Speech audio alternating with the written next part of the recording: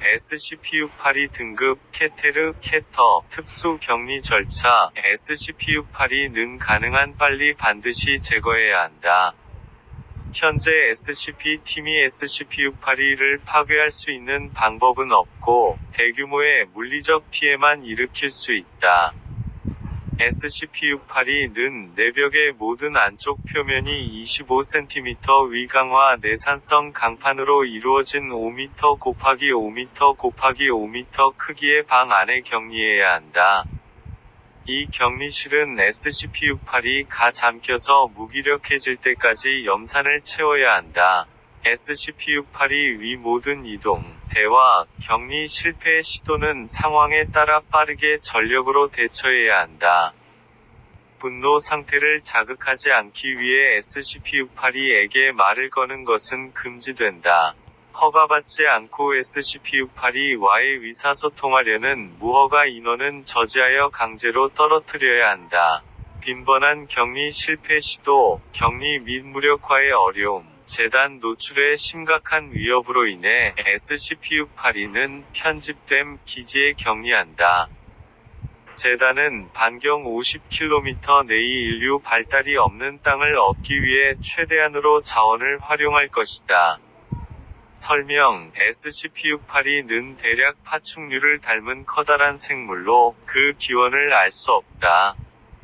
매우 지능적으로 보이며 노출됐던 제한된 시간 동안 SCP-079와의 복잡한 의사소통에 관여한 것이 관찰되었다.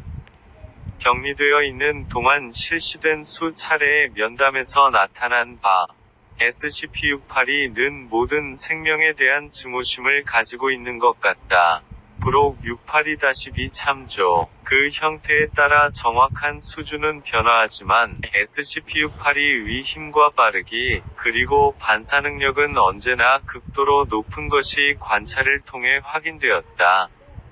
SCP-682의 물리적 신체는 물질을 섭취하거나 내보냄으로써 크기를 키우거나 줄이는데, 이는 매우 빠르게 자라고 변한다. SCP-682는 유기물이든 무기물이든 삼키 것에서 에너지를 얻는다. 소화는 SCP-682의 콧구멍 안에 있는 일련의 여과 아가미의 도움을 받는 것으로 보이며, 이 여과기는 어떠한 용액에서든지 대상이 격리된 곳에 있는 산에서 끊임없는 재생이 가능하도록 쓸 수 있는 물질을 분리해낼 수 있다. SCP-682의 재생능력과 회복력은 너무 엄청나서 믿기 어려울 정도이며, 대상은 신체의 87%가 파괴되거나 썩은 상태에서도 움직이고 말을 할 수 있었다. 격리 실패가 일어날 경우, 가능한 모든 기동 특무부대가 SCP-682를 추적하여 재포획하며, 대원이 7명보다 적은 부대에는 대상을 사로잡는 것을 허용하지 않는다. 현재까지 탈주를 17번 시도했지만, 성공적인 탈주는 6번 이루어졌다.